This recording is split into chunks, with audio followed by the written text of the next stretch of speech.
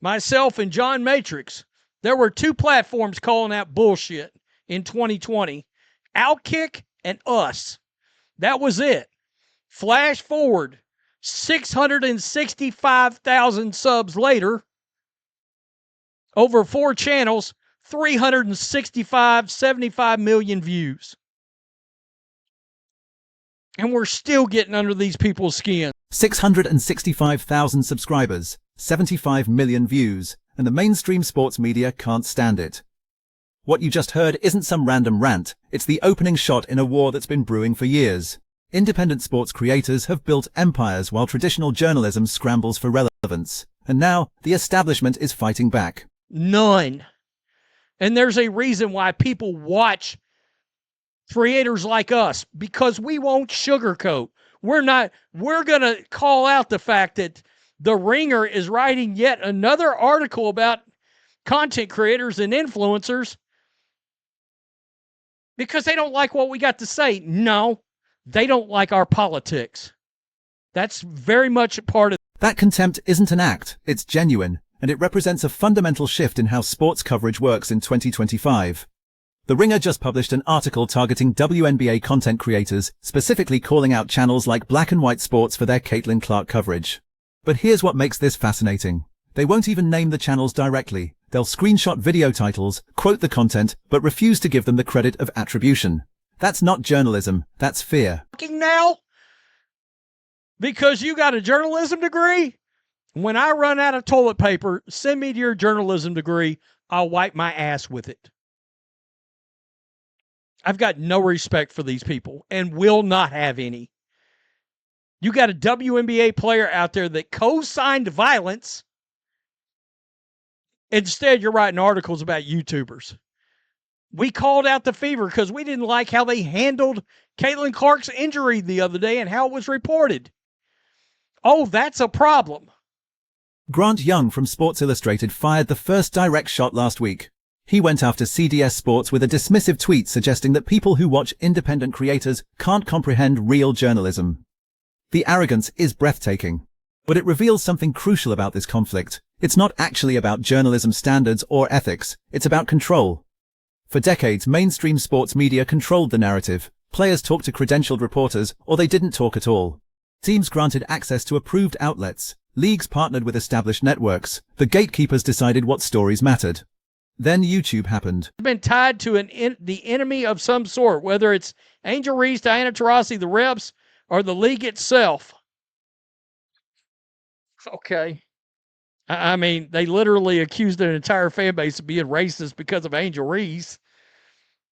Diana Taurasi showed her no respect when she come in the league. We call that out, and we're the problem. Okay, gotcha. No problem. But the Reese rivalry has cooled for now. Clark wears Taurasi's Team USA jersey while plotting with her, and she's even pretty happy with the refs these days. The W isn't Caitlin or nothing anymore. While she remains the biggest television draw, by a good measure, television ratings have grown exponentially across the league. They're down this year. I'm just putting that out there, folks. They're down this year.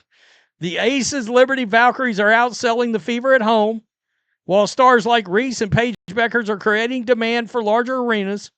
Here's the part that drives traditional media insane. Independent creators didn't ask permission. They didn't go to journalism school. They didn't intern at ESPN or work their way up through local sports radio. They just started making videos, built audiences, and discovered that fans were starving for something different. Not sanitized press releases disguised as reporting. Not access journalism where reporters pull punches to maintain relationships. Not corporate-approved narratives that protect league interests. Fans wanted someone to call out the obvious stuff everyone could see but nobody would say. And that's exactly what these channels delivered. That Clark not playing basketball. No, it does not. The analytics say it does not. I'd much rather have Caitlin Clark playing ball.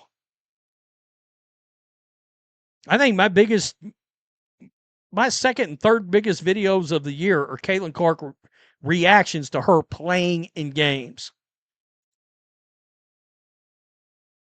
These people don't have any idea what they're talking about.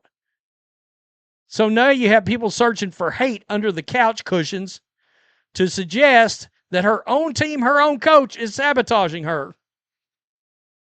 We'll see. This is how it works in Clark's world in 2026. Throw something against the wall in the theory that invokes the most rage, that hints most shamelessly at conspiracy and sabotage. Boy, it's kind of funny how much conspiracies turned out to be true over the last 6 years. Kelsey Mitchell's freezing her out. Wait, no, Christy Sides is freezing her out. Now Stephanie White is freezing her out. What if the Fever drafted Raven Johnson, a college rival who plays her position just to spite her? Nobody said they drafted her to spite her. The Ringer article specifically targets Caitlin Clark coverage. According to their framing, independent creators manufacture fake controversies, invent conspiracies about her team sabotaging her, and exploit Clark for algorithmic engagement. They quote video titles like Fever sabotaging Caitlin Clark and Coach Stephanie White freezing out Caitlin as evidence of manufactured outrage. But let's examine what actually happened this season. In late April 2025, the Indiana Fever failed to list Caitlin Clark on their injury report before announcing she'd miss a game. The WNBA sent them a warning for violating league protocol. That's not a conspiracy theory, that's documented fact. Independent creators covered it. Mainstream media mostly ignored it. When Christy Sides was fired as head coach despite leading the Fever to the playoffs, independent creators questioned the timing and reasoning. Mainstream media ran the team's official explanation without much scrutiny. When the Fever drafted Raven Johnson, a point guard who played against Clark in college, independent creators asked if it was the right positional choice given their roster needs. Mainstream media praised the pick as adding depth. Not everybody hates Clark, but the algorithm wishes they did, so its servants make up imaginary slights that would even make Michael Jordan blush. I mean, what are we doing? And then you go on and you quote Scott Agnes? Hell, he literally named a whole fan base and everybody's run with it. Notice the pattern. Independent creators ask uncomfortable questions. Traditional media accepts official explanations. Then traditional media accuses independent creators of manufacturing controversy. The accusation itself reveals the fundamental disagreement about what sports journalism should be. Should reporters maintain access by staying friendly with teams and leagues, or should they ask hard questions even when it burns bridges? Last year. Guess what? But those headlines may feel a little dull when you're used to getting your dopamine from classics such as, guess what? Ben Daniel. To the Ben Daniel podcast where we're calling a spade a spade. Yeah, he's called a spade a spade. That's right. Or down here, your boy, that would be us. You could at least got a video that had more views than 17,000. There's plenty to choose from lately.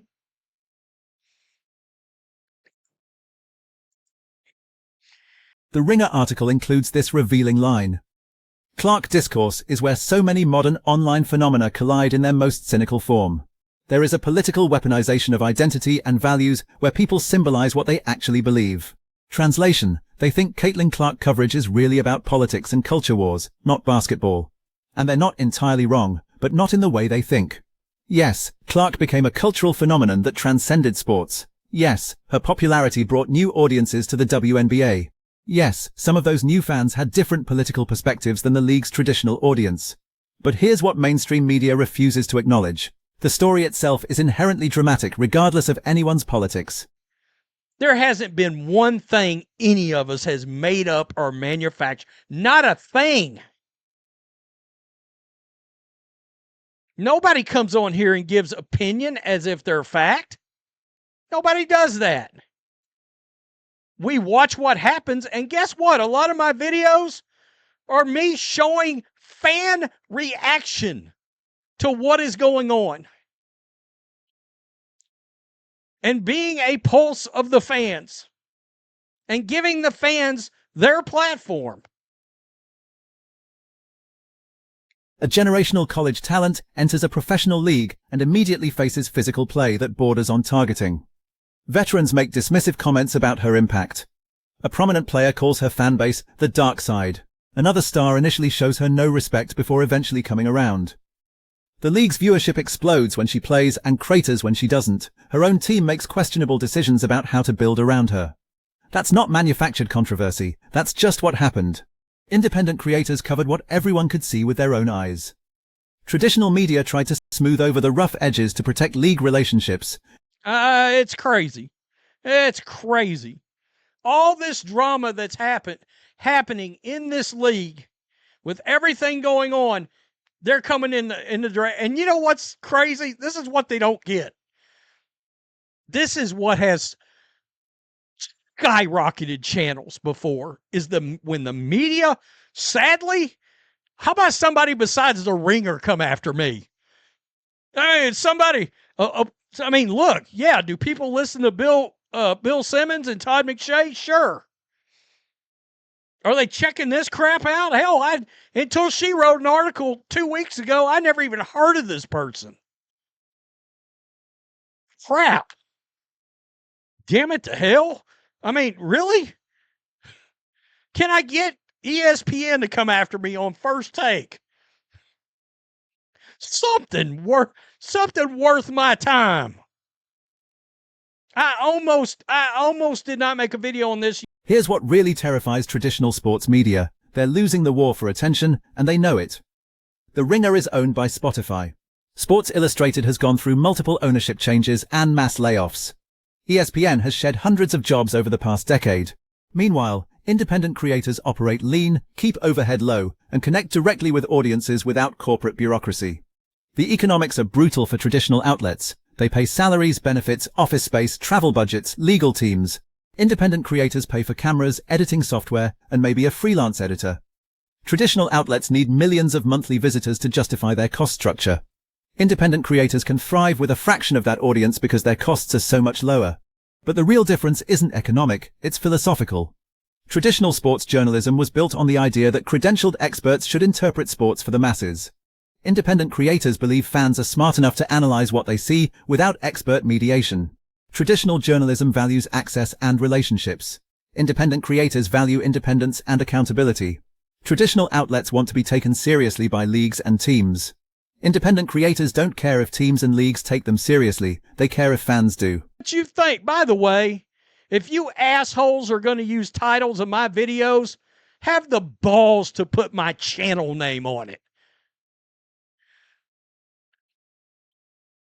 Peace, I'm out. Till next time. Thanks for watching the show. Be sure to like, comment, and subscribe.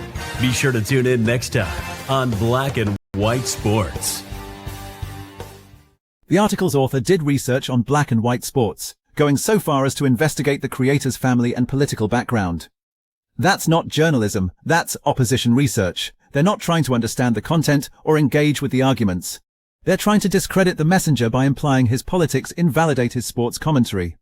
It's the oldest trick in the establishment playbook. When you can't win the argument, attack the person making it. But here's the problem with that strategy in the YouTube era. It doesn't work. Audiences don't care about journalism degrees or institutional credentials anymore. They care about who tells them the truth as they see it. They care about who's willing to say what everyone's thinking but nobody's supposed to say.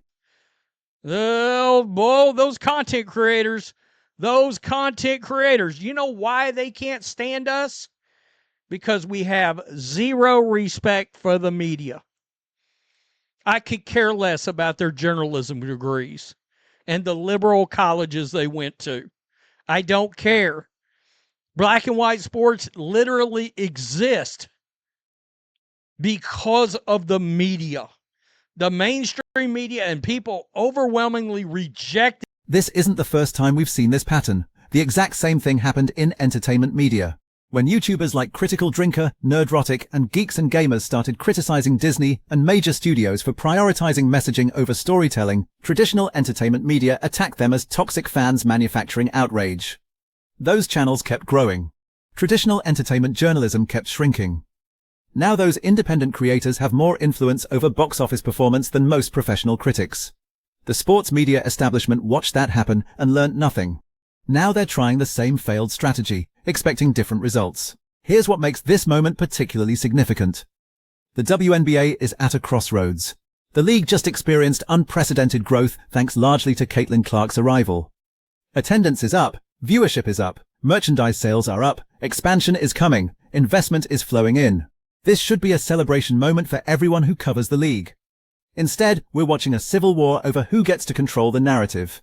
Traditional media wants to protect the league's image, smooth over controversies, and maintain their access-based relationships. Independent creators want to cover the drama as it unfolds, ask uncomfortable questions, and give voice to fan frustrations that traditional outlets ignore. The WNBA itself seems confused about which approach serves them better. On one hand, independent creators drove massive engagement around Caitlin Clark, introducing millions of new fans to the league. On the other hand, much of that coverage highlighted controversies and conflicts the league would prefer to downplay. Traditional media offers positive coverage that protects the league's brand, but that coverage reaches a fraction of the audience independent creators command. The league can't have it both ways. They can't simultaneously benefit from the massive attention independent creators generate while complaining that the coverage isn't sufficiently deferential. That's not how media ecosystems work in 2025. What's actually happening here is a fundamental power shift. For the first time in sports media history, leagues and teams don't control access to audiences.